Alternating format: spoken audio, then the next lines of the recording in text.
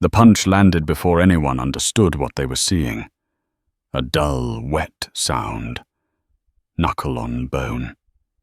A breath knocked out of a body that had not been bracing for violence. For a split second, the first-class cabin of Oceanic Air Flight 882 froze, suspended between disbelief and instinct. Champagne glasses hovered mid-air. A woman's gasp cut off halfway through her throat. Somewhere behind the curtain, a flight attendant dropped a pen, and it clattered against the galley floor like a gunshot. Ethan Caldwell stood in the aisle with his fist still raised, his breath coming fast through his nose, eyes wide and burning. 34 years old, tall, perfect hair. A tailored navy suit stretched tight across his shoulders, as if it had been built for dominance, not comfort. A gold ring glinted on his right hand, now smeared with blood that was not his. At his feet, slumped sideways into seat 1B, was the man Ethan had decided did not belong. The man's head had snapped hard against the cream leather wall. A thin line of red ran from the corner of his mouth, dripping onto the pristine carpet.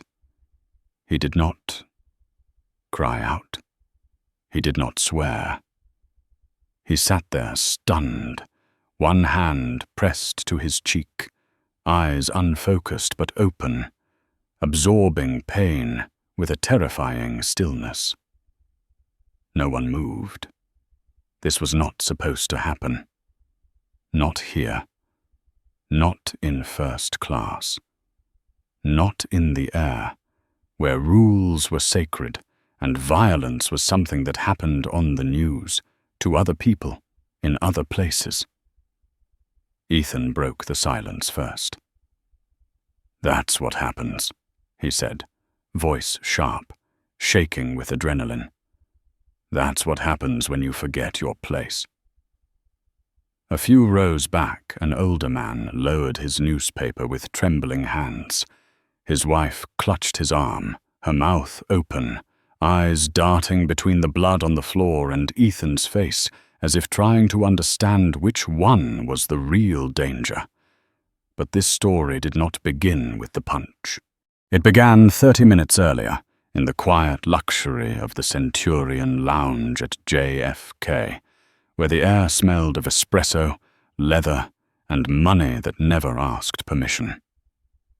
Ethan Caldwell sat alone by the window, legs crossed, a heavy glass of scotch resting in his palm. The runway stretched out beyond the glass like a private kingdom. He watched planes taxi past, indifferent to schedules, confident in the unspoken truth that the world adjusted itself around people like him. A server approached, young, careful, holding herself small. "Sir, just letting you know your flight to London begins boarding in about 10 minutes. Ethan did not look at her. He lifted his empty glass an inch. "I didn't ask for an update. I asked for another pour." The server hesitated. Her eyes flicked to the clock, back to Ethan's face. She nodded quickly and poured. Too quickly. She nearly spilled. Ethan took the glass without a thank you, drained half of it in one swallow. He checked his watch, a Rolex Daytona. Heavy, loud, a reminder that time bent for him. He pulled out his phone and called his assistant. "Brent, tell me the Kensington deal is locked." There was a pause, a nervous breath on the other end. "We're close, sir. But there are concerns. Investors are uneasy about the liquidity exposure." "Then tell them to stop being cowards," Ethan said, standing, grabbing his bag. "I'm flying to London. I want signatures by the time I land. And make sure the seat next to me is empty. I don't share space." Another pause. Smaller this time. "The flight is fully booked, sir." Ethan smiled without humor. "Then fix it." He ended the call and strode out of the lounge, flashing his platinum status at the gate like a weapon. People stepped aside without being asked. They always did. On the jet bridge, Ethan adjusted his cuffs, already irritated at the idea of proximity. He rehearsed the conversation in his head. A glance, a look, a reminder of who he was. Most people folded before words were even necessary. He turned left into the first-class cabin, the soft lighting washing over him like a stage cue. Cream leather, polished wood, quiet murmurs. He tossed his bag into the overhead bin and looked down at seat 1B. It was occupied. The man sitting there was not what Ethan expected. Early 40s, calm posture, dark hoodie, black joggers, clean white sneakers. No watch, no rings. A hardcover book open in his hands. Noise-cancelling headphones vesting loosely around his neck. The man did not look up. Ethan stared, heat creeping up his spine. The offense was instant and personal, though he could not have explained why. This man had done nothing except exist where Ethan believed only certain people were allowed. "Excuse me," Ethan said.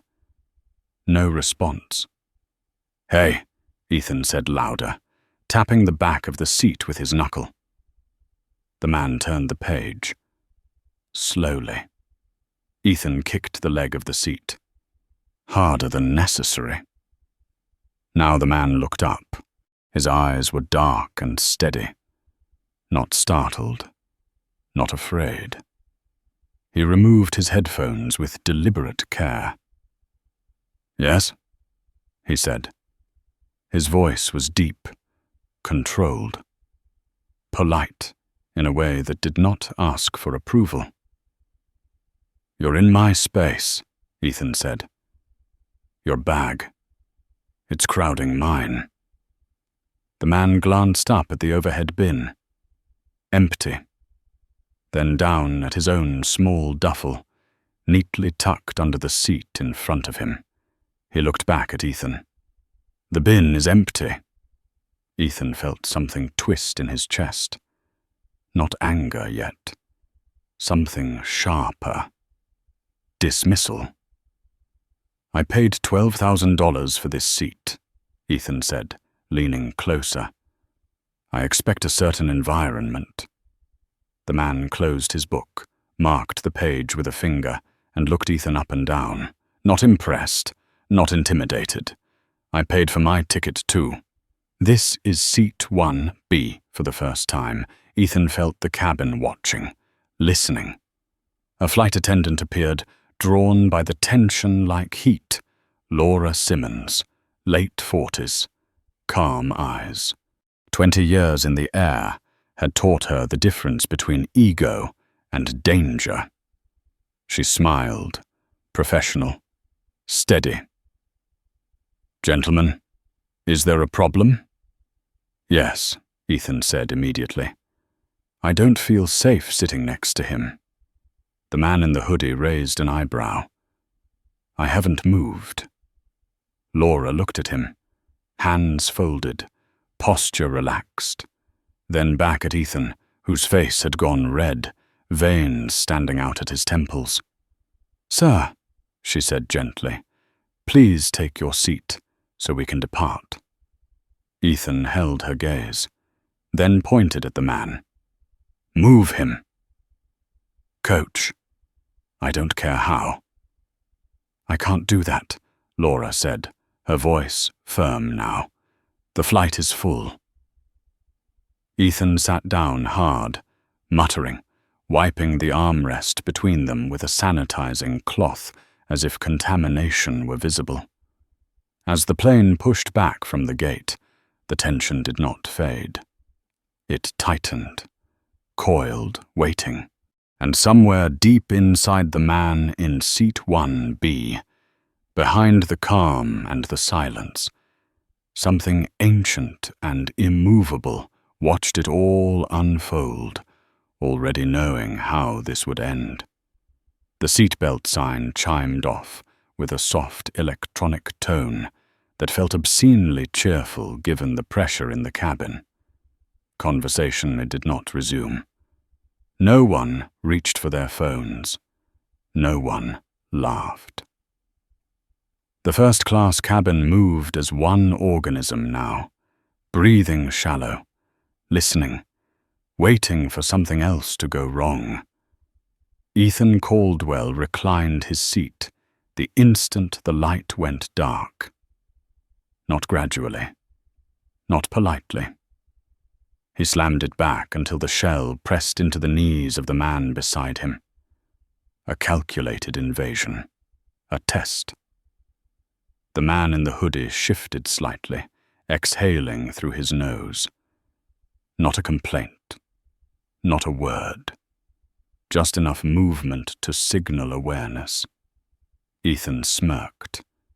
Victory, in his mind, always looked like silence.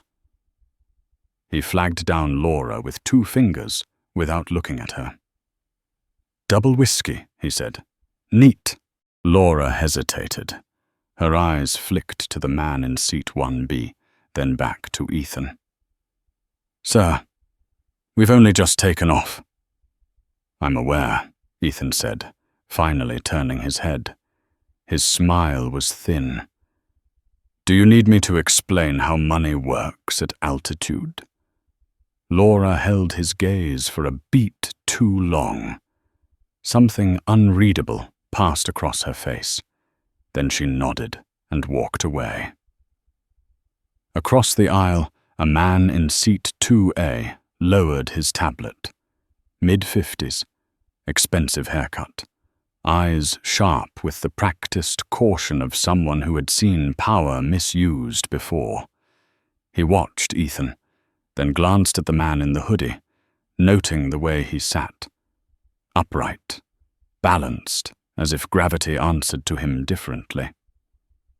When the drink arrived, Ethan took a long swallow, the amber liquid catching the cabin light. He opened his laptop, fingers flying across the keyboard with aggressive precision. Emails, demands, threats disguised as negotiations.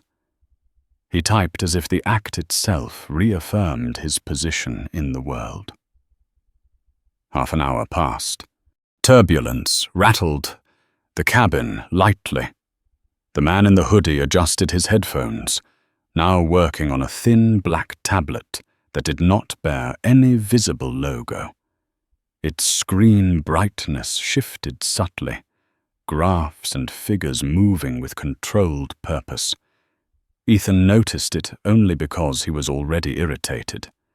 He leaned over, breath heavy with alcohol. "What is that?" he slurred. "Some knockoff toy?" The man did not look up. "Work." Ethan laughed, loud, sharp. Too loud. Heads turned. "Work," he repeated. "What kind of work do you do in a hoodie at 40,000 feet? The man lifted his eyes slowly. There was something different in them now, still calm, but focused like a door quietly closing, the kind that doesn't require your approval. The air changed, subtle, immediate. Ethan straightened, swaying slightly as he stood. "You're getting brave," he said. "You should be careful who you talk to like that." Laura appeared again, urgency in her step. "Sir," she said softly, "please lower your voice." Ethan spun on her. "Don't shush me. I pay your salary." "You pay for a ticket," the man in the hoodie said, voice even. not the right to abuse people. That did it. The words landed with surgical precision, not loud, not angry, certain. Ethan's face flushed deep red. He stepped closer, invading the man's space, his shadow falling across the tablet screen. "You think you're my equal," he hissed. "You think because you scraped together enough to sit here, you matter." The man removed his headphones and placed them carefully on the armrest. He stood. He was taller than Ethan expected, broader. The hoodie fell away from his frame, revealing a presence that had been concealed, not diminished. He looked down at Ethan, not with rage, but with something colder. Disappointment. Finality. "My name is Marcus Reed," he said quietly, "and I'm asking you to sit down." Ethan scoffed, though something in his eyes flickered. "Never heard of you." "You will," Marcus said. The words were not a threat. They were a statement. Ethan's insecurity ignited, fueled by alcohol and the unbearable sensation of being seen through. "Sit down," he spat. "You don't belong here." The slur followed, sharp, deliberate, weaponized. The cabin reacted before Laura could. A woman gasped. Someone whispered, "Oh my God." The man in seat 2A was already standing. Marcus did not flinch. His voice dropped, low enough that only the front rows could hear. "I'd be careful." Ethan stepped closer, breath hot, sour. "Or what? You going to sue me? Call the police? You think you can touch me?" "I don't need to," Marcus said. Ethan laughed again. And then he swung. The punch was ugly. Desperate. A full fist, driven by humiliation more than strength. The gold ring caught Marcus across the cheekbone with a crack that echoed louder than the engines. Time fractured. Marcus's head snapped back. Blood bloomed instantly. He staggered, hitting the cabin wall hard before collapsing into the seat. A red smear marked the leather. Pristine turned profane in one violent second. Laura screamed. The man in seat 2A lunged forward. "What the hell is wrong with you?" Ethan stood over Marcus, chest heaving, staring at his own hand as if surprised by it. "Self-defense," he shouted. "He threatened me." Marcus wiped his lips slowly, looked at the blood on his fingers. Bright, real. He did not strike back. He did not curse. He reached into the inside pocket of his hoodie and pulled out a phone. Not a smartphone. A satellite phone. Heavy. Matte black. Old school.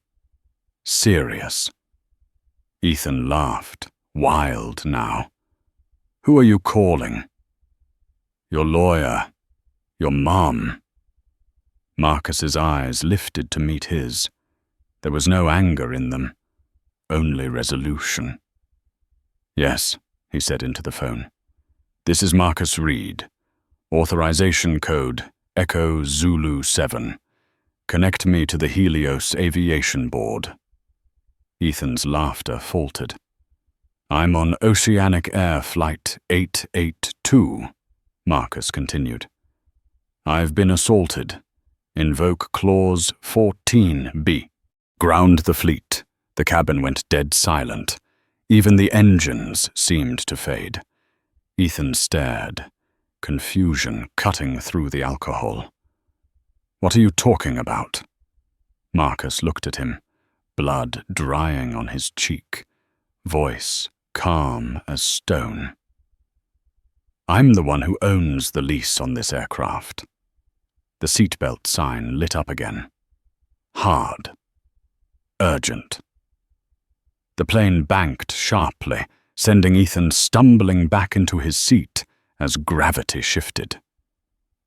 Overhead, bins rattled. A woman screamed.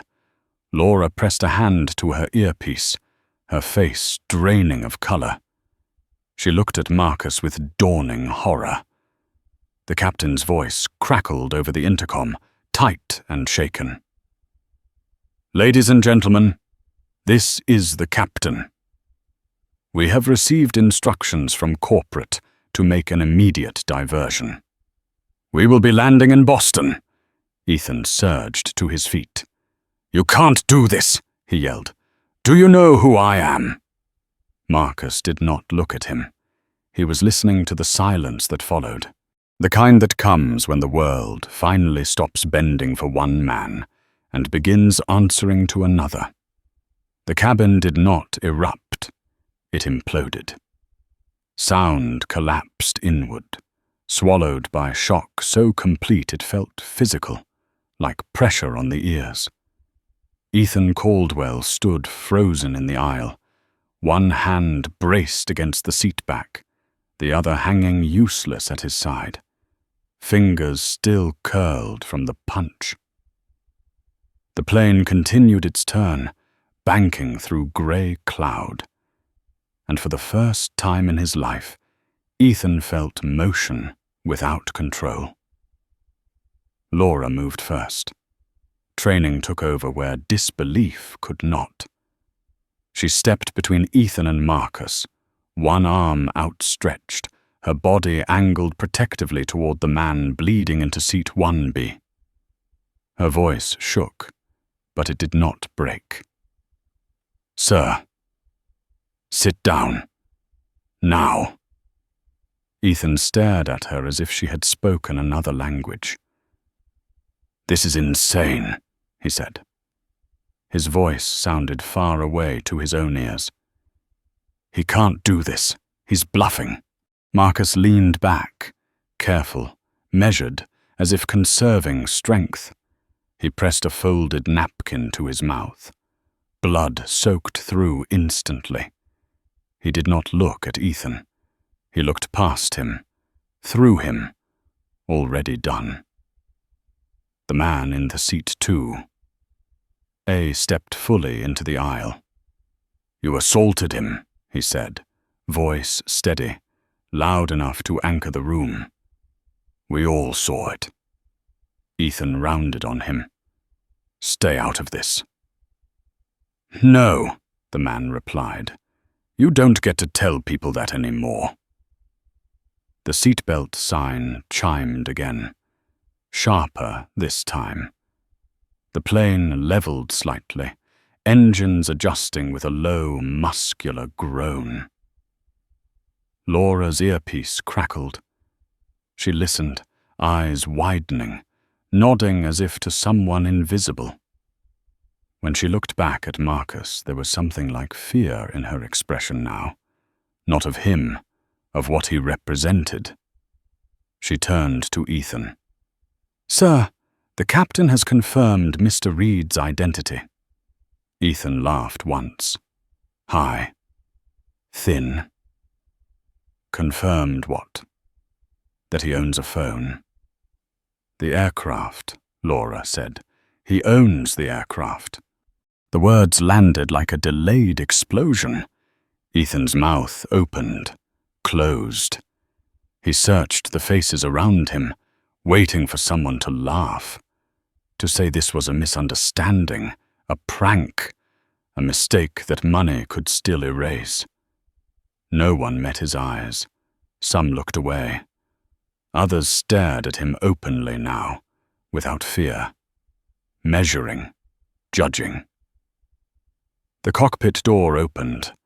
Captain Harris stepped out, tall, broad-shouldered, his uniform immaculate and suddenly inadequate for the moment. He did not look at Ethan. He went straight to Marcus, crouching slightly in the narrow aisle. "Mr. Reed," he said, voice low and unsteady. Headquarters confirmed. We are diverting per your request. Federal authorities will meet the aircraft. Marcus nodded once. Thank you, Captain. I had no idea, Harris continued. If we had known, it wouldn't have changed what happened, Marcus said.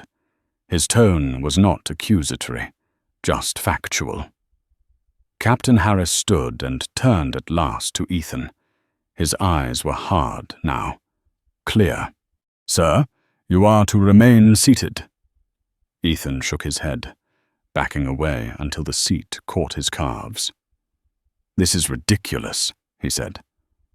I want a lawyer. I want this plane turned back. I have a meeting in London. Captain Harris did not raise his voice. He did not need to. You assaulted the chairman of the company that leases our fleet, he said. You endangered this aircraft. You are not in charge here. The words cut deeper than any shout could have. Ethan collapsed into seat 1A. His body felt suddenly heavy, as if gravity had increased just for him. He stared straight ahead, jaw clenched, breathing shallow. The alcohol haze burned away, replaced by something cold and sharp that settled in his stomach and did not move. The flight to Boston lasted 40 minutes. They stretched like hours. No one spoke to Ethan. No one needed to. He felt their eyes on him constantly, from behind magazines, over tablet screens, through reflections in polished wood. Every glance stripped something away. Status, immunity, illusion.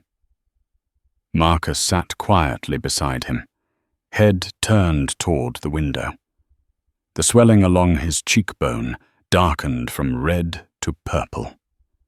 He typed on his tablet with one hand, steady, precise, as if this were just another task to complete before landing.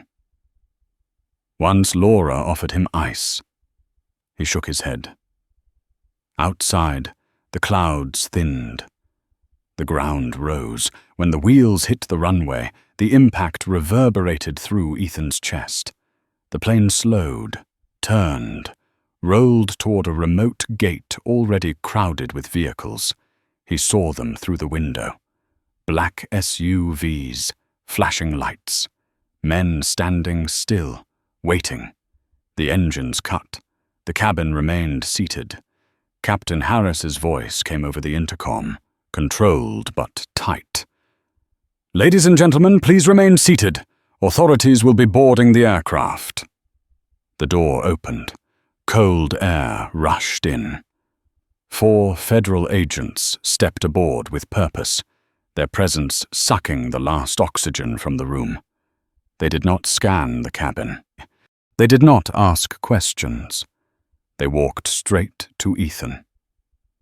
Ethan Caldwell, the lead agent said. Stand up. Ethan did not move. His legs refused to answer. The agent nodded to his partner, and hands closed around Ethan's arms, efficient, impersonal. Metal cuffs snapped around his wrists. The sound echoed louder than the punch had. What is this? Ethan stammered. This is a misunderstanding. You are under arrest for federal assault, interference with flight crew operations, and acts endangering an aircraft, the agent said, reciting the words like coordinates. You have the right to remain silent.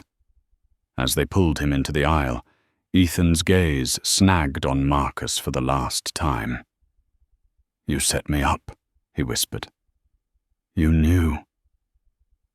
Marcus finally turned. Their eyes met. There was no triumph there, no satisfaction, only truth. I sat in a seat, he said quietly. You decided who I was. The agents dragged Ethan forward, past Laura, who would not look at him, past the man in seat 2A, who did. Past rows of passengers, whose faces had hardened into something like consensus. At the door, Ethan looked back once more. The cabin that had once felt like a throne room now felt like a courtroom. Silent, unforgiving. Outside, the chaos waited. Cameras, shouting, consequences. Marcus remained seated as the door closed behind them, watching the ground crew secure the plane. He leaned his head back and closed his eyes, just for a moment, as if acknowledging the weight of what had been done and what was still coming. Then he opened them again, calm restored, already moving forward. The aircraft, stripped of its illusion of altitude and privilege, sat firmly on the ground. The terminal did not sound like an airport anymore. It sounded like a crowd that had just been told the truth and did not like what it heard. Voices overlapped, shoes slapped against tile. Phones chimed and vibrated in pockets, each alert carrying the same message in different words. Something had gone wrong, something big. Ethan Caldwell was marched through it all with his head down and his hands cuffed behind him, the metal biting into his wrists with every step. The agents did not rush, but they did not slow down either. They moved with the calm certainty of people who knew there was no alternative ending to this scene. Cameras appeared from nowhere. A phone shoved close to his face caught the sheen of sweat on his forehead, the tremor in his jaw. "That's him," someone shouted. "That's the guy." Ethan flinched. The word guy landed harder than any insult. He had been a name, a title, a last name spoken with caution. Now he was a face in a video, a caption waiting to be written. They passed a massive departures board. Every oceanic air flight glowed red. Cancelled, cancelled, cancelled. The repetition blurred together until it looked like a single accusation stretched across the wall. A woman near the barrier sobbed openly, clutching a toddler against her chest. "We were supposed to see my mother," she said to no one in particular. "She's sick." A businessman yelled into his phone, veins bulging at his temples. "Do you know how much this is costing us?" Ethan watched it all as if from behind glass. None of it connected to him yet. It felt like watching a disaster movie on mute, knowing intellectually that the destruction was real but unable to locate himself inside it. "Keep moving," an agent said, guiding him toward a waiting vehicle. As they shoved him into the back seat of a squad car, Ethan caught sight of something else. A black sedan parked a short distance away. Tinted windows, subtle security presence, the kind of car that did not need to announce itself. Marcus Reed stepped out of the terminal moments later. He still wore the hoodie. The fabric was stained dark along the shoulder and collar. A bruise had fully bloomed across his cheek, deep purple, angry. He walked slowly, flanked by two men who did not touch him, but stayed close enough to remind the world that he did not walk alone. He paused, just briefly. His eyes moved to the squad car. Ethan's breath caught. He leaned forward instinctively, as if proximity might change something, as if proximity had ever been his problem. Marcus did not smile. He did not wave. He did not acknowledge Ethan at all. He took a pair of sunglasses from his pocket, slid them on with careful precision, and got into the car. The door closed. The sedan pulled away, smooth, unhurried, swallowed by traffic. The squad car door slammed shut. Inside the echoing silence, Ethan stared at his cuffed hands. His phone lay on the floor where it had fallen earlier. Screen cracked. He reached for it with his foot, awkward, desperate, finally hooking it close enough to grab. His fingers shook as he unlocked it. He called his father. The line connected on the third ring. "What the hell did you do?" his father said, voice already hoarse with fury. "Dad," Ethan said, the word cracking. "There's been a misunderstanding." A bitter laugh came through the speaker. "It's on every channel, every platform. You didn't misunderstand anything. You showed the world exactly who you are." "I didn't know who he was," Ethan said. "He was wearing a hoodie." There was a long pause. Then his father spoke quietly, which was worse.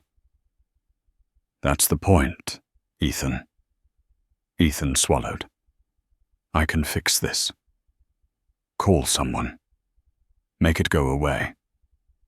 "You're done," his father said. "The board voted an hour ago. You're removed from the company. Your access is terminated. Don't come to the office. Don't come to the house." The line went dead. The car pulled away from the curb. Sirens faded. The city slid past the window, indifferent. By the time Ethan was processed, fingerprinted, and placed in a holding room that smelled faintly of disinfectant and old coffee, the story had already escaped him. It was no longer his to control. It belonged to the feeds, the panels, the talking heads who replayed the footage again and again. His face, his words, the punch, the blood. Across the city, in a private room far removed from the noise, Marcus sat with a doctor shining a light into his eyes. "Any dizziness?" she asked.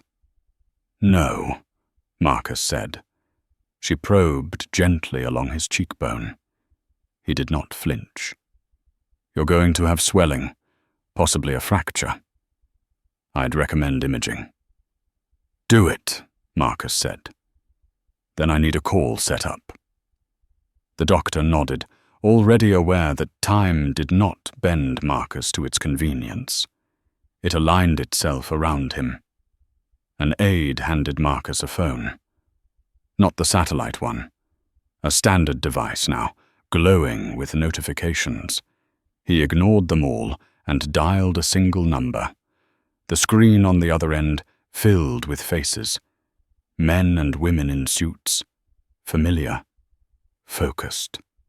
Waiting. "We've grounded the fleet," one of them said. "The media reaction is intense. The losses are already significant." Marcus nodded. "They will stabilize." "This is unprecedented," another voice said. "The industry is in shock." "It needed to be," Marcus replied. "Safety was compromised. Dignity was violated. That cannot be a footnote." A pause. Then a woman spoke. "What do you want to do with Oceanic?" Marcus looked out the window. The sky over Boston was clearing, pale blue breaking through the clouds.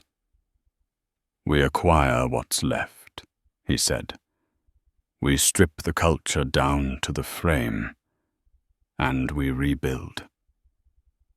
"And the passenger?" someone asked carefully.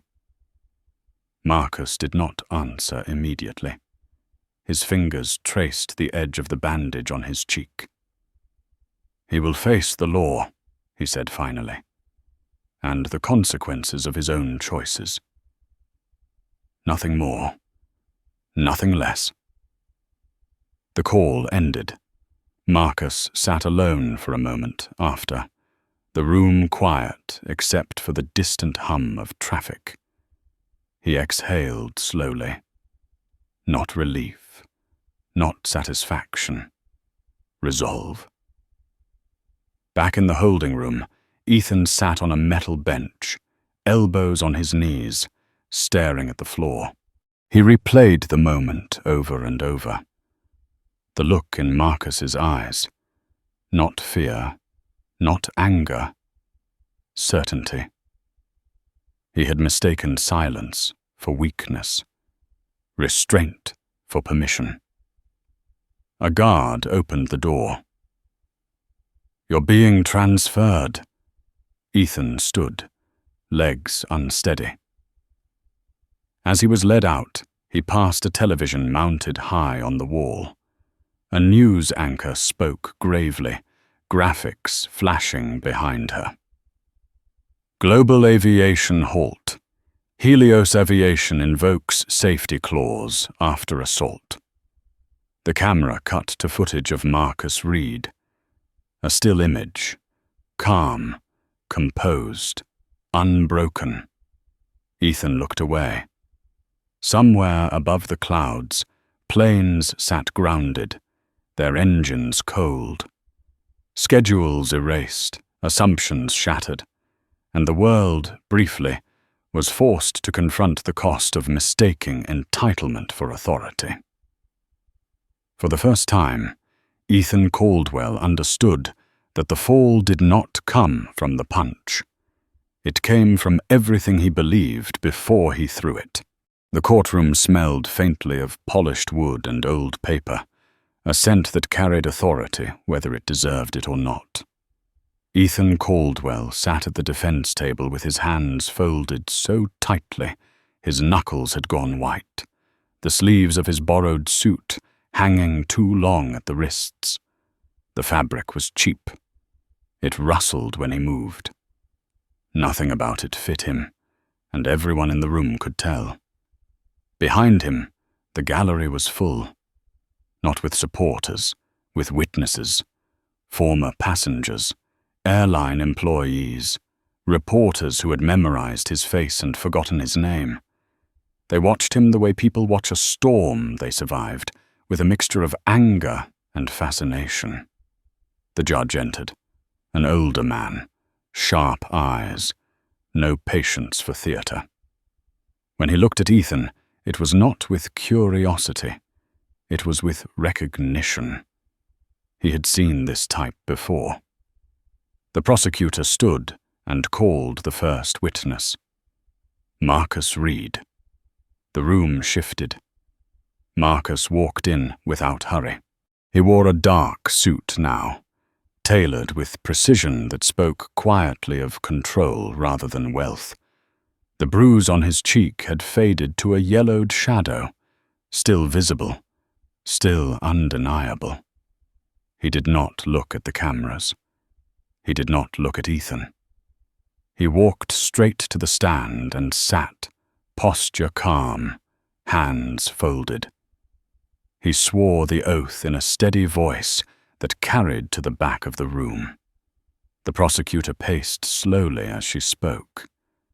"Mr. Reed, can you describe the events aboard Oceanic Air Flight 882? Marcus did not embellish. He did not rush. He described the boarding, the seat, the first words spoken to him, the escalation, the punch. Each detail delivered with the precision of someone who understood that truth did not need volume. "And did you provoke the defendant?" the prosecutor asked. Marcus paused. "Just long enough to matter. I asked him to sit down," he said, "and I asked him to stop abusing the flight attendant." A murmur rippled through the gallery. The prosecutor nodded. "Thank you." The defense attorney stood. He was sweating already. He adjusted his tie, forced a smile. "Mr. Reed," he began, "you are a powerful man." Marcus met his gaze. "I am responsible for a great deal," he said. "That is not the same thing." The attorney pressed on. "After the incident, you grounded an entire fleet. Hundreds of flights, thousands of people affected, billions in losses. Do you believe that was proportional to a single punch?" Marcus did not answer immediately. When he did, his voice was calm, but it carried weight. If a passenger can assault the owner of an aircraft in the first minutes of a flight, and the crew cannot stop it, that aircraft is not safe. The attorney scoffed softly. So this was about safety. "Yes," Marcus said, "and dignity." He turned slightly toward the jury. "If my safety can be violated without consequence, so can the safety of a grandmother in row 30 or a child in row 12. I did not shut down the airline out of anger. I did it to make the point that respect is not optional." The attorney had no answer. He sat down slowly. When the jury returned their verdict hours later, they did not look at Ethan. "Guilty on all counts," the foreman said. Ethan stood as the judge read the sentence. 5 years. Federal prison. No parole. Asset forfeiture to cover damages. Restitution to airline workers who lost wages. Each word landed like a door closing. Months later, the noise had faded. The headlines moved on. The outrage found new targets. But consequences do not fade just because attention does. Ethan wore a different uniform now. Grey, numbered. He pushed a mop down a long corridor that smelled of bleach and damp concrete. The motion was repetitive. Forward, back, forward, back. It gave him too much time to think. His hands were rough, nails bitten, skin cracked. The mirror in the restroom showed a man he did not recognize. Thinner, hollowed, stripped of everything that had once protected him. At recreation hour, he sat alone on a metal bench, eyes on the floor. The television bolted high on the wall flickered with static before settling on a press conference. Marcus Reed stood at a podium beneath a bright sky. Behind him, a new aircraft gleamed, its paint catching the sun. No first-class markings, no curtain. "We are launching Helios Air," Marcus said, his voice carrying even through the cheap speakers. "An airline built on the principle that every passenger deserves the same respect." The camera panned to the crew beside him. Laura Simmons stood there, smiling openly now, wearing a uniform trimmed in gold. Pride, unhidden. "In this company," Marcus continued, "there are no classes. Only people. And the people who serve them are partners, not servants." The room around Ethan reacted. A few inmates nodded. Someone let out a low whistle. "That's how you do it," a voice said. Ethan felt something tighten in his chest. Not jealousy, not anger, understanding. The screen showed the name painted beneath the cockpit window of the aircraft. Equity. Ethan turned away as the guard called time. He stood without argument and returned to his cell. The door clanged shut behind him, the sound final and familiar. He sat on the edge of the cot, staring at the wall inches from his face. Somewhere far above, planes moved freely through the sky again. He was not on them. He never would be. For the first time, The silence did not feel empty. It felt deserved. The days inside Danbury did not pass. They stacked, heavy, indistinguishable, each one pressing down on the next until time itself felt like another wall Ethan Caldwell could not climb. Morning count. Work detail. Chow. Lockdown. Repeat. The rhythm was merciless, designed to erase distinction, and it was very good at its job. Ethan learned quickly to keep his eyes down. Eye contact invited trouble. Silence invited survival. He moved through the corridors like a shadow, mop bucket squeaking beside him. The smell of bleach soaked so deeply into his clothes that he sometimes thought it lived in his lungs now. The man who once barked orders into phones now took them, clipped and final, from officers who never bothered to learn his name. Move faster. Not there. You missed a spot. Each command stripped something away. Not his pride. That had gone early. It stripped the illusion that he had ever been special. The other inmates knew who he was, or who he had been. News traveled fast in places where there was nothing else to do. Some resented him, some ignored him. A few watched him with the patient interest of predators waiting for weakness. Ethan gave them none. He shrank. He complied. He learned the currency of invisibility.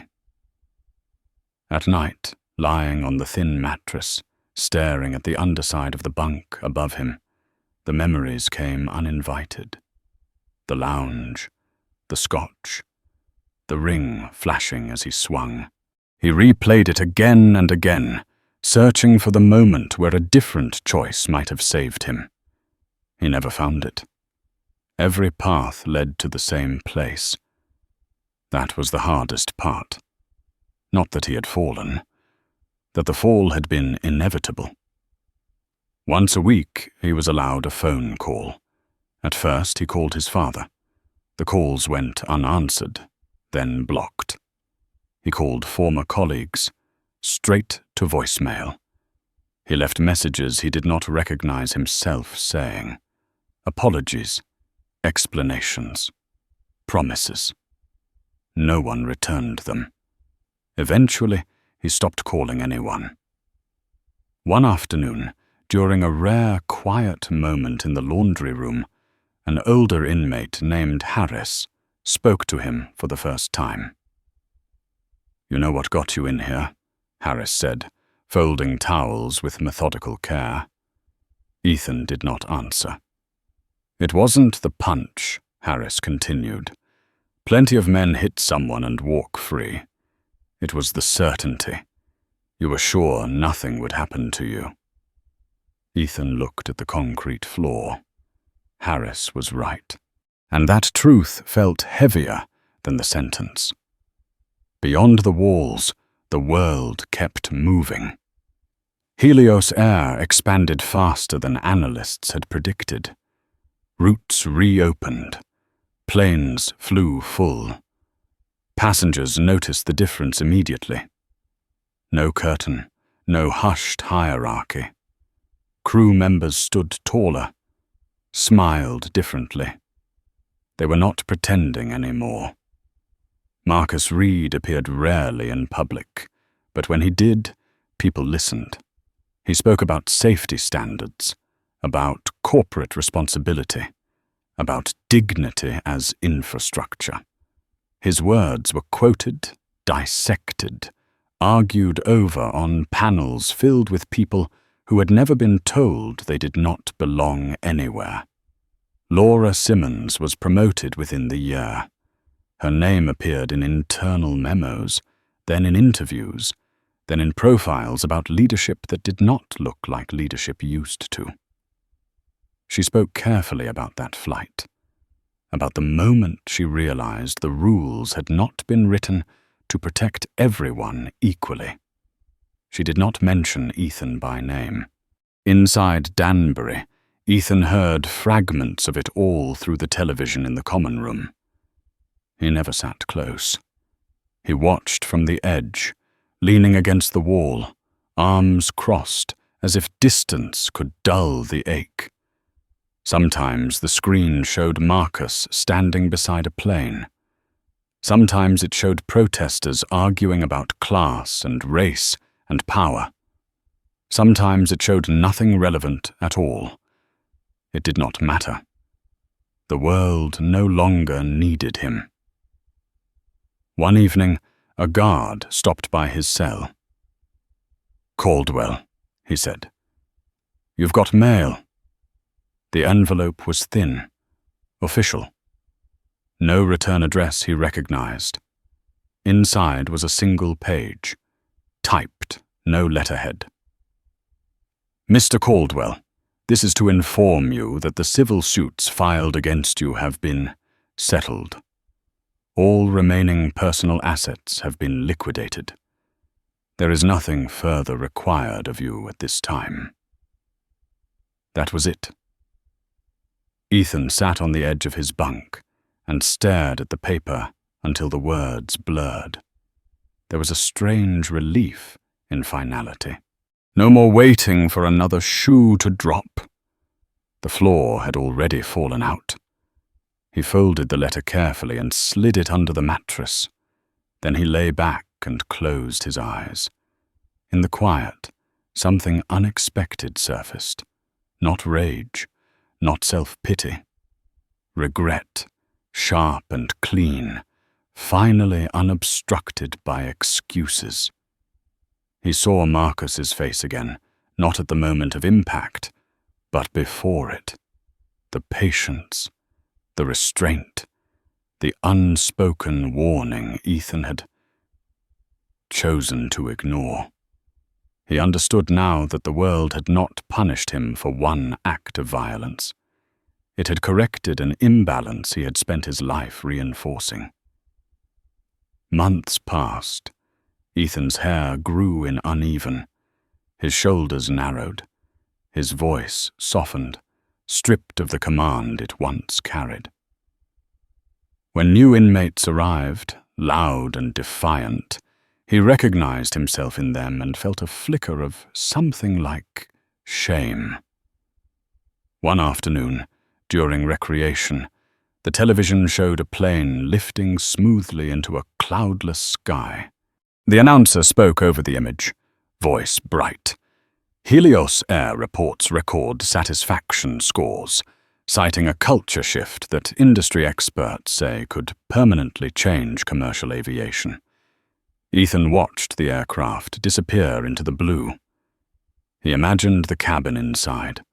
Ordinary people. No one telling anyone else where they belonged.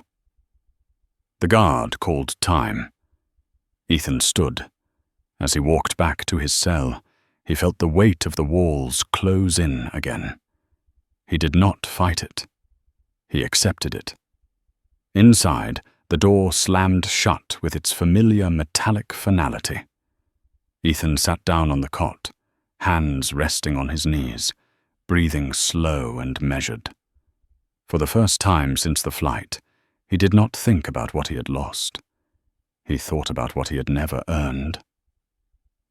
The interview room at Helios headquarters was quiet enough to hear the soft hum of the building's systems, a controlled silence designed to make people speak carefully.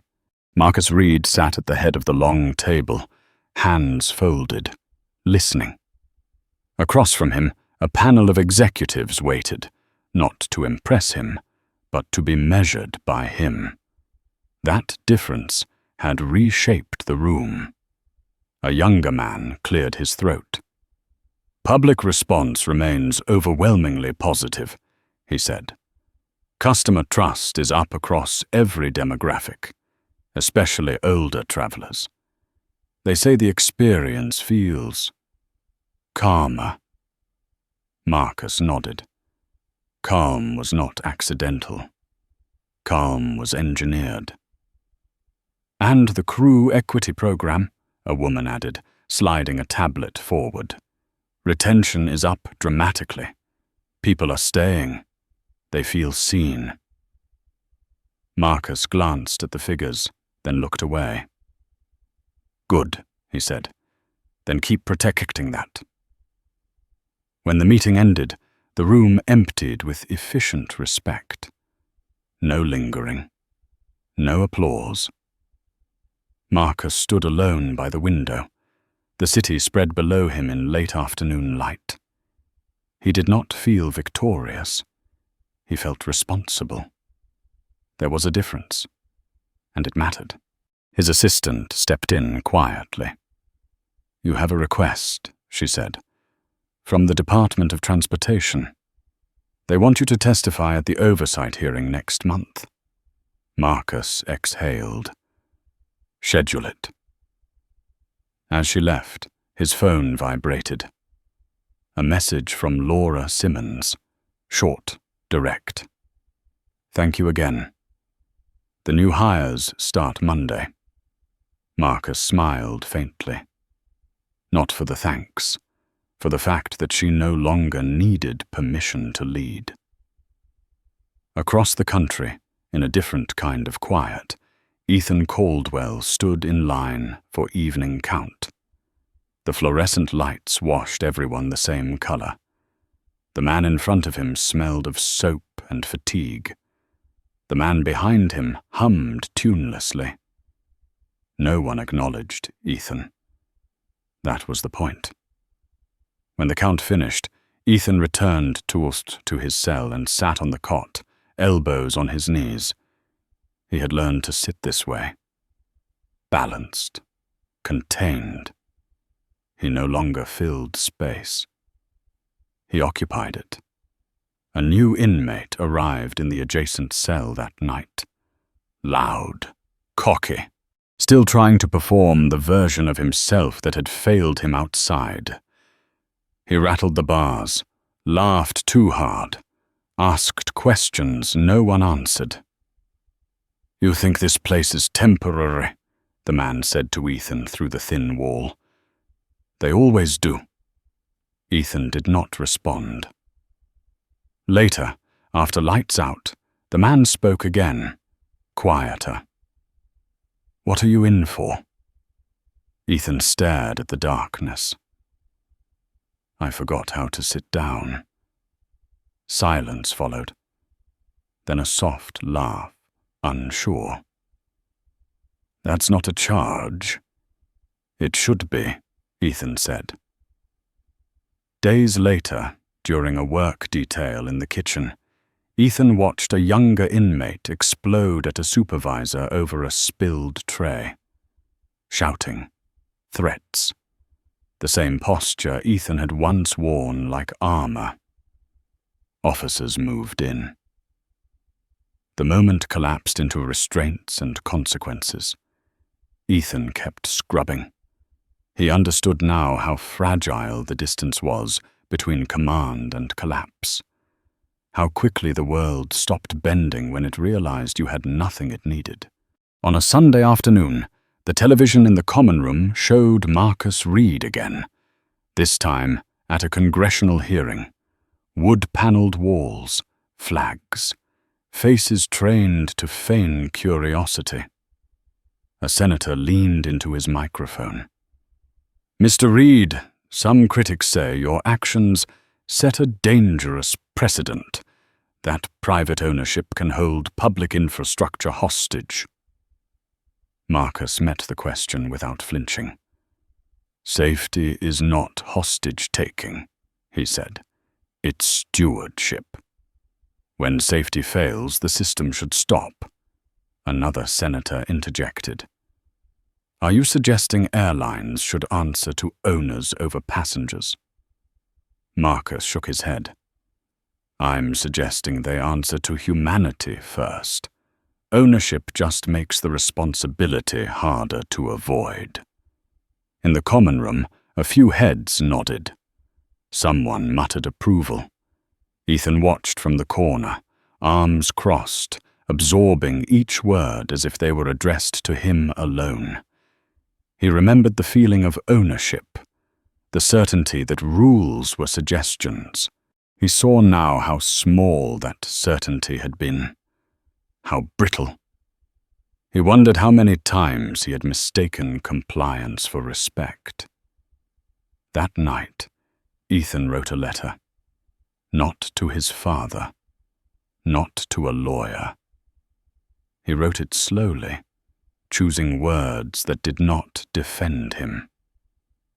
Mr. Reed, I do not expect a reply. I am writing because silence has finally taught me what noise never did. I am sorry, not for the consequences, for the certainty that caused them. You asked me to sit down. I didn't know how. I am learning. He folded the letter and stared at it for a long time. Then he tore it in half and threw it away. Some apologies were not meant to travel. Weeks passed. Marcus stood on a tarmac under a wide sky as the newest Helios aircraft prepared for departure. Families boarded, seniors, veterans, business travelers. No one was hurried past. No one was elevated above another. The crew greeted each passenger by name, not rank. A grey-haired man paused at the door and shook Marcus's hand. Feels like flying used to, he said, before people forgot how. Marcus nodded. That's the idea. As the plane lifted, Marcus watched until it disappeared into the blue. He felt the familiar weight of scale settle in his chest. Systems worked when people did. People worked when they were respected. In Danbury, the buzzer signaled lockdown. Ethan lay back on his cot, hands behind his head, listening to the building settle into night. He did not dream of flying anymore. He dreamed of silence, of moments when nothing demanded that he prove himself. He had learned, too late, that power was not the ability to take space. It was the discipline to leave it untouched. Outside, planes crossed the sky, their paths invisible but precise. In Sinner, a man counted breaths, not years. The distance between those two truths was vast, but it was no longer mysterious. The first snow of winter fell quietly over Danbury, softening the hard edges of the yard until the razor wire looked almost gentle beneath its dusting of white.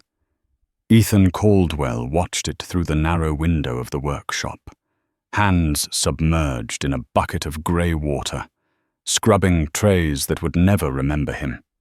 Snow used to mean flights delayed, meetings rescheduled, inconveniences handled by someone else.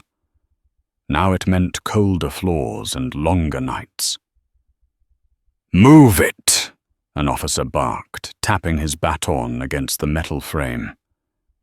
Ethan nodded and worked faster, muscles aching in a way that no gym had ever taught him to respect. At lunch, a television flickered on above the tables. The volume was low, but the image was unmistakable. A ribbon of blue school, a runway gleaming in sunlight, a banner unfurling behind a podium. Helios Air launches first transatlantic route. Ethan did not sit closer. He never did. He leaned against the wall, arms folded, as if proximity might accuse him of wanting something. Around him, men chewed and talked and glanced up between bites. A few whistled softly. One laughed. "That's the guy," someone said. "The hoodie billionaire." On screen, Marcus Reed stepped forward. He looked older now. Not odd, tempered. The lines at his eyes had deepened into something like gravity. He spoke without notes. "We're not here to celebrate a company," Marcus said. "We're here to acknowledge a correction. For too long, we designed systems that rewarded entitlement and called it loyalty. We confused hierarchy with safety. We won't do that again." The camera cut to the aircraft behind him. Its name gleamed beneath the cockpit window. Equity. A murmur rippled through the room. Someone slapped the table in approval. Ethan looked down at his hands, cracked and red, the skin no longer his own. He felt the word settle inside him, heavy and exact. That night, in his cell, Ethan dreamed without images, only sensations. Pressure lifting, a breath finally finishing. Weeks later, Marcus sat in a conference room overlooking the Hudson, the water dark and steady beneath the glass. Advisors debated expansion. International partners waited on screens. Numbers rose and fell. Marcus listened, then raised a hand. "Pause," he said. The room stilled. "We don't scale faster than our culture," he continued. "If we can't explain every decision to the people who clean our cabins and fly our planes, we're not ready to make it." No one argued. They had learned. After the meeting, Marcus walked alone through the operations floor. Engineers nodded as he passed. Analysts looked up, then back to their screens. No one scrambled. No one flinched. Respect had replaced fear, and it moved differently, quieter, stronger. Laura Simmons intercepted him near the elevators. She looked tired. Good tired. "We had an incident on Flight 649, she said. "Minor. Passenger tried to throw starters around. Crew handled it by the book." "And?" Marcus asked. "And the other passengers backed them up," Laura said. "Didn't even escalate." Marcus smiled. That was the metric that mattered. In Danbury, Ethan received his first letter in months. It was from a non-profit legal clinic offering educational programs inside. Accounting basics, conflict mediation, ethics. He almost laughed at that one. Almost. He signed up anyway. In the classroom, a volunteer instructor spoke about responsibility not as punishment, but as alignment. About the moment when consequences finally match choices. Ethan listened harder than he had listened to anything in years.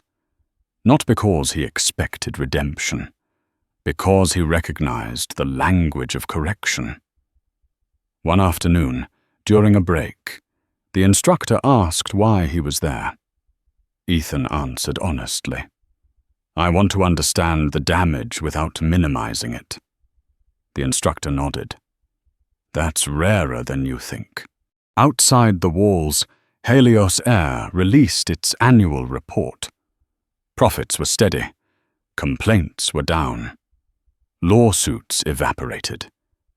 The industry shifted, slowly at first, then all at once, as competitors realized passengers remembered how they were treated when it mattered. An editorial ran in a Sunday paper, read mostly by retirees and long-time travelers. It spoke about the dignity of being left alone, of not having to prove you belonged. It ended with a line that Marcus circled and sent to Laura. "Progress isn't loud, it's consistent." On a grey morning, Ethan was assigned to a new detail: library. He shelved books in silence, fingers tracing spines he would never have chosen before. History, sociology, aviation safety. He paused at one thin volume and pulled it free. Equity in infrastructure. He read it slowly, carefully, as if speed might cheapen the lesson. He learned about feedback loops, about how small abuses compound when they are protected by silence, about how systems either amplify the worst people in them or correct toward the best. When count was called, he returned the book and stood with the others, shoulders relaxed, gaze forward. He no longer searched faces for recognition. Months passed. Seasons turned. Marcus stood at a memorial service for an airline worker who had passed unexpectedly. No cameras, no press. Just family and colleagues. He listened to stories about a man who had loved early mornings and hated turbulence. Afterward, he spoke briefly, thanking the family for trusting the company with their grief. He stayed until the chairs were folded. On the flight home, he sat in a standard seat, window open, clouds rolling past. A woman across the aisle recognized him and smiled. "Feels different flying now," she said. "Safer." Marcus nodded. It should. In Danbury, the snow melted. The yard turned to mud. Ethan walked its perimeter during recreation, hands clasped behind his back, posture unremarkable. A new inmate asked him once if it got easier. Ethan considered. "It gets clearer," he said. That night, the television showed a Helios plane touching down in London, water arcing over the wings in salute. The announcer spoke about a new standard, a reset, a reminder. Ethan did not turn away this time. He watched until the screen cut to something else. He sat on his cot afterward, breathing slow, counting not days, but understandings. Somewhere between the walls and the sky, the distance he had once misunderstood finally made sense. The letter arrived without ceremony, slipped under the bars with the rest of the day's paper, thin and unassuming, as if it knew better than to announce itself. Ethan Caldwell read it twice before the words settled. A review date, not a promise, not mercy. An administrative hinge in a system that moved slowly and without sentiment. He folded the paper carefully and placed it back on the cot, palms resting on his knees, breathing until his pulse returned to something like normal.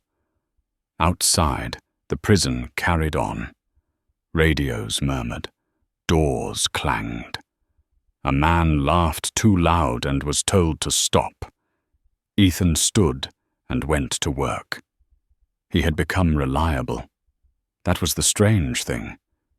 The officers noticed, not praise, not warmth, just fewer corrections, less scrutiny. Reliability had weight here. It bought quiet. In the library, he reshelved a cart of returns and paused at the window, watching a plane carve a clean line across the sky. He did not follow it with longing anymore. He followed it with understanding. Distance was not denial. It was placement. That afternoon, the ethics instructor asked him to speak to a new group, not as an example, as a case study. Ethan stood at the front of the room, hands folded, eyes steady, and told the truth without decoration. He spoke about certainty, about how it feels to confuse silence with permission, about the moment when consequence finally outruns narrative. No one interrupted. When he finished, the room stayed quiet for a beat longer than necessary. Afterward, a young man approached him, voice low. "How do you stop believing you're special?" Ethan considered. "You don't stop believing it," he said. "You stop needing it." Across the country, Marcus Reed sat in a small office above a hangar in Kansas City, the door open, the smell of jet fuel threading the air. A mechanic leaned against the frame, wiping his hands on a rag.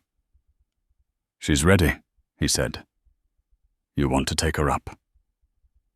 Marcus nodded and followed him onto the tarmac. The aircraft waited, engines still, patient. Marcus climbed the steps and took the left seat, hands light on the controls.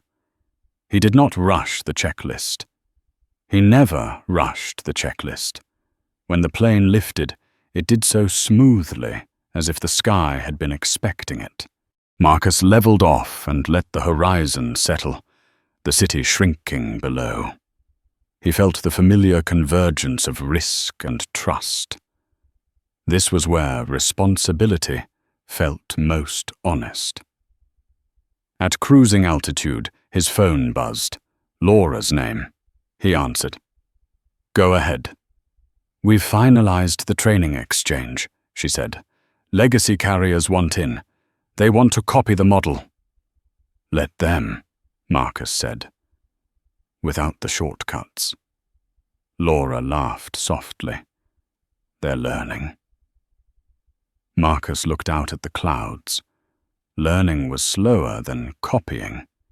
It stuck better. Back in Danbury, the review board convened behind a closed door. Files were opened. Notes were read. Footage was not played. It did not need to be.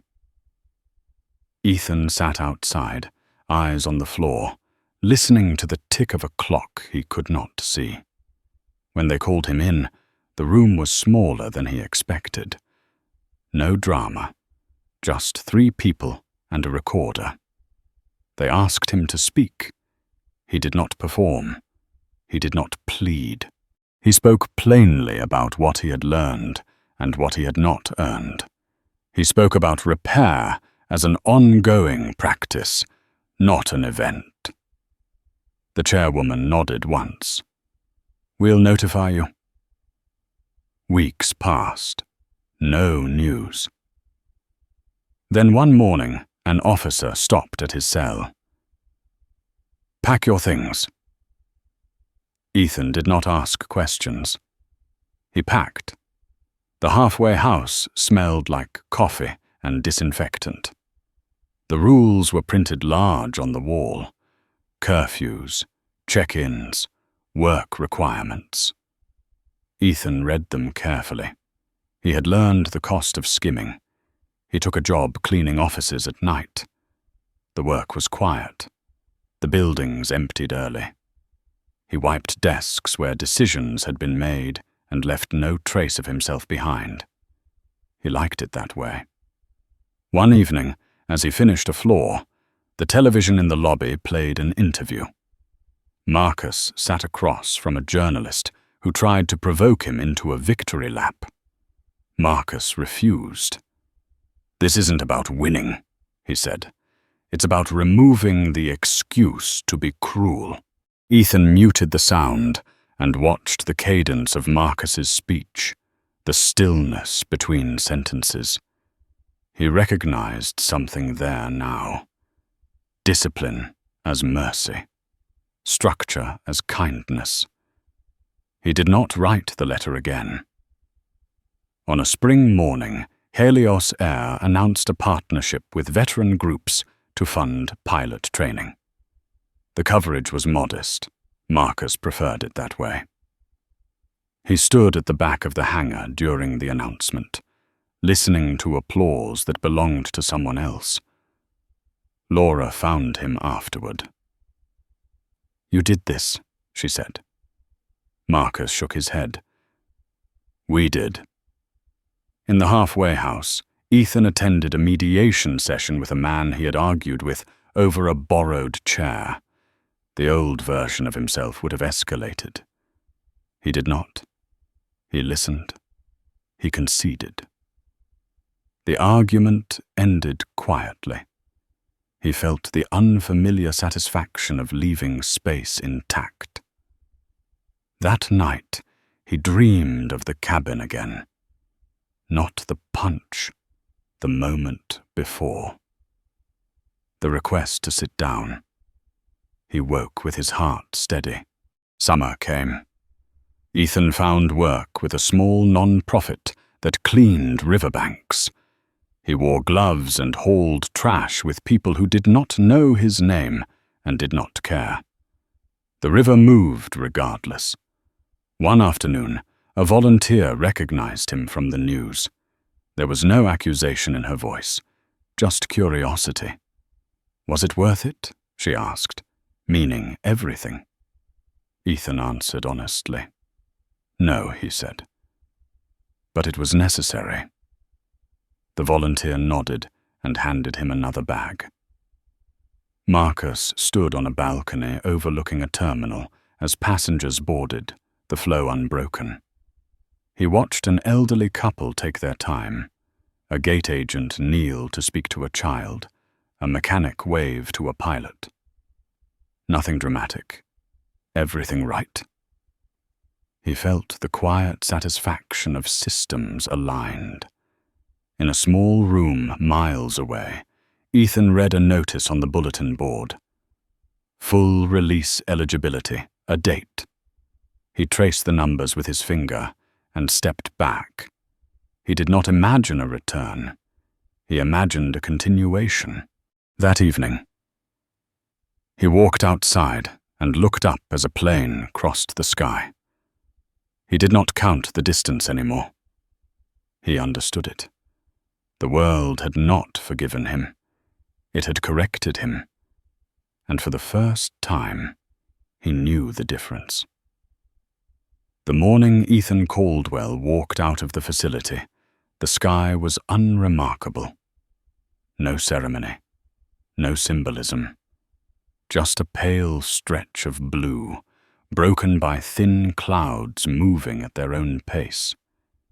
He carried his belongings in a single canvas bag that fit easily over one shoulder. Everything he owned now could be lifted without effort.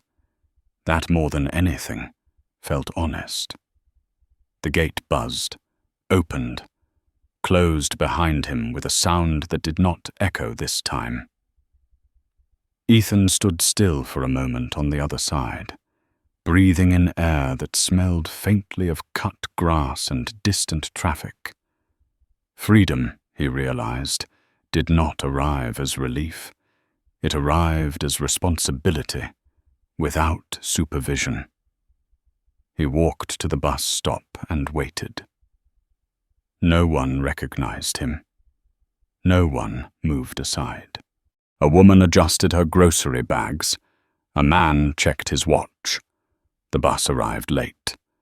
Ethan climbed aboard, paid the fare, and took a seat near the back, hands resting on his knees. The ride was quiet. He watched neighborhoods slide past. Small houses, faded signs. Lives moving forward without him. When he got off, he walked the remaining blocks to the small apartment he would share with 2 others. He unlocked the door, stepped inside, and closed it gently behind him. The room was clean, sparse. A table, a chair, a bed, a window that looked out onto an alley where someone had planted tomatoes in mismatched buckets. Ethan set his bag down and sat. He did not feel like he was starting over. He felt like he was starting correctly. That evening, he went to work. The non-profit's office was quiet after hours, the hum of lights and distant city noise filling the space.